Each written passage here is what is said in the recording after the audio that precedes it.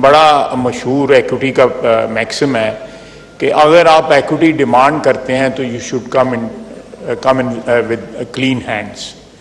जब ये equity demand करते हैं तो ये भी देखें कि इनके हाथ साफ हैं। इस हाउस में क्या क्या नहीं हुआ इनके इक़्तिदार के ज़माने में, इस हाउस में क्या क्या नहीं हुआ जब ये अपोजिशन में थे। तुम एडा लम्बा है, तुम जिन्ना मर्जी उड़ जा, तुम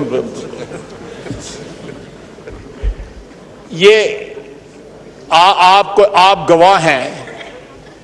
मुराद सईद साहब इन मेजों के ऊपर दौड़ते थे, आप भी गवाह हैं, मैं भी गवाह हूं, इस हाउस की दीवारें भी गवाह हैं, वो इनके ऊपर दौड़ते थे।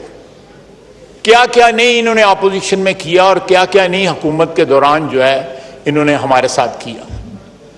आए माजी को वो भी करेक्ट करें, हम भी अपने माजी को करेक्ट करने, हमसे भी गलतियां हुई हैं। चार्टर ऑफ डेमोक्रेसी को जो है वो साइन करें।